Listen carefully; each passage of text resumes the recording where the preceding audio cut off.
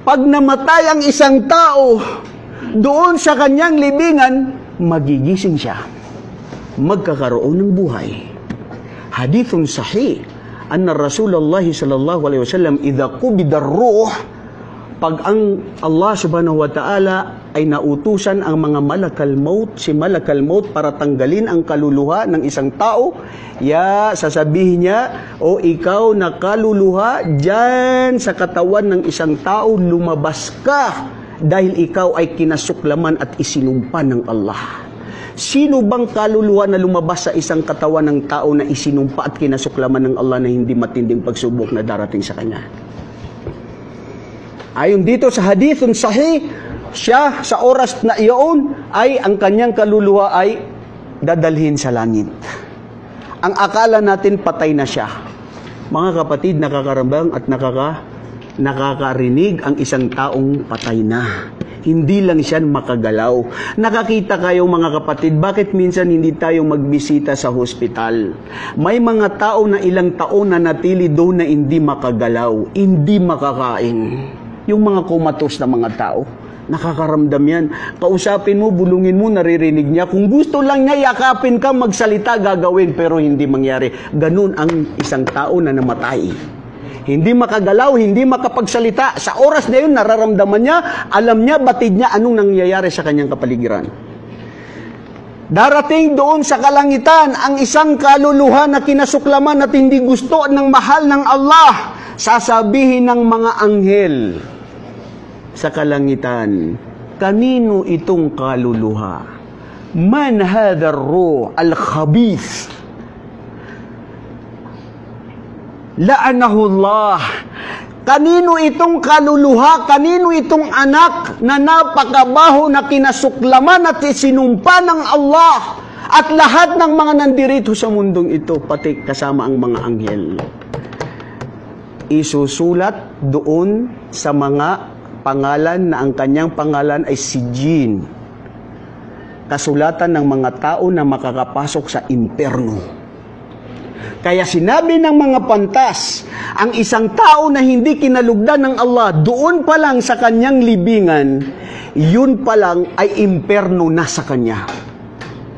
Simula ng paglilitis na imperno na ang kanyang libingan, na kabuhayan na paparusahan siya, at lalong matindi ang mahigpit ang kanyang kaparusahan doon sa araw ng paghukom. Kaya sasabihin, ibaba ang kaluluwa na yan, ibalik doon kung saan siya nanggaling na katawan, dahil yan ay hindi kinalugdan ng Allah. At doon magsisimula ang matinding pagsubok ng Allah, mga kapatid. Isa sa riwayat ng hadith ng propeta sallallahu alaihi wasallam kung saan bubuksan sa kanya ang kanyang imperno na ipapakita pa lang, doon pa lang sa kanyang libingan. Ano ang palagay nyo na sasabihin niya?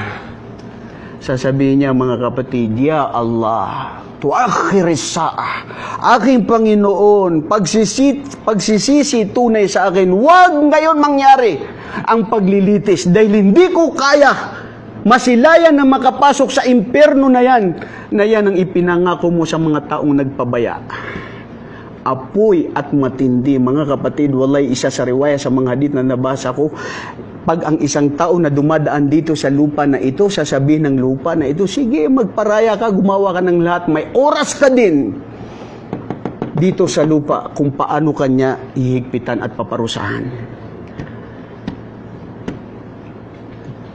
Yun ang sagot.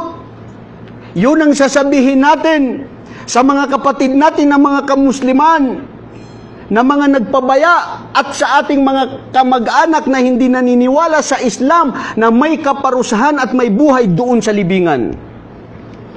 Mabuti at hindi kaaya-aya. Ano naman ang isang tao na siya ay kinalugdan ng Allah?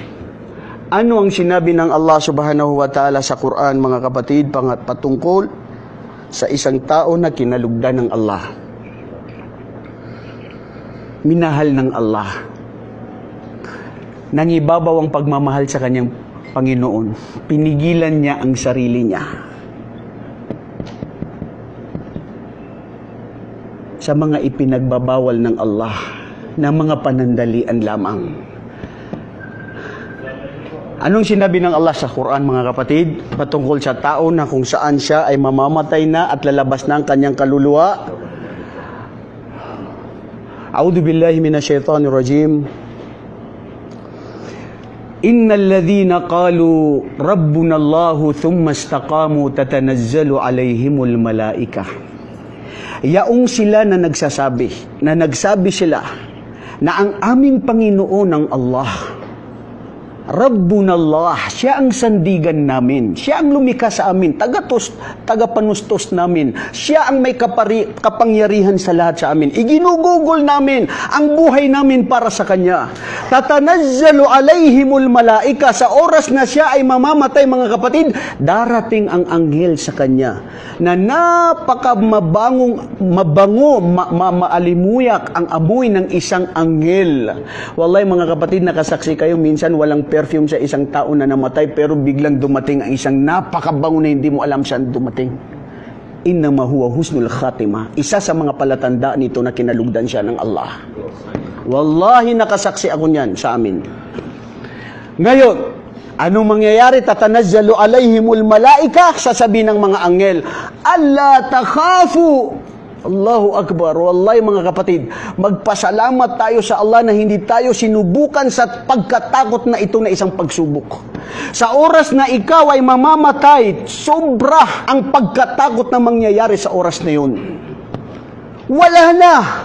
Wala ka ng kakampi. Wala ka ng kasama.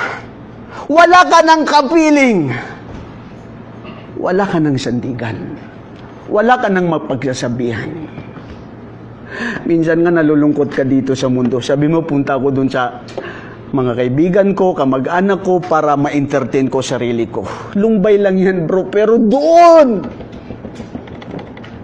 wallahi, ang buhay natin doon sa libingan, mas mahaba ang igugugol natin na buhay natin na oras doon kaysa sa buhay natin dito sa mundo.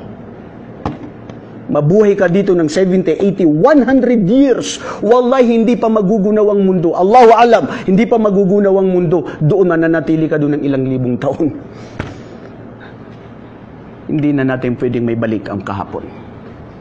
Tatanazzalu alaihimul malaika alla takhafu alla tahzanu. Sasabihin ng mga anghel sa isang taong kinalugdan ng Allah, huwag kang matakot. Huwag kang mabahala. Huwag kang tahzanu. Huwag kang malumbay. Huwag kang malungkot. O isang tao na kinalugdan ng Allah, malulungkot ka, matatakot ka, lilisanin mo ang lahat dito sa mundo, ipagpapalit mo ang sinabi ng iyong Panginoon, alla takhafu wa la tahzanu wa abshiru bil jannah.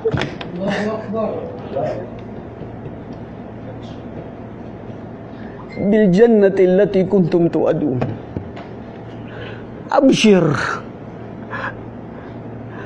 Ibabalita sa iyo, o alipin ng Allah ang paraiso na ipinangako ng Allah sa iyo. Ipagpapalit mo yan. Lilisanin mo ang mga anak mo, asawa mo, ang pera mo, ang lahat ng nandito sa mundo. Ipapagpalit mo ang paraiso. Wallahi, mga kapatid, ang taong mamamatay na babalitaan ng ganyan. Ya Allah, gusto ko na.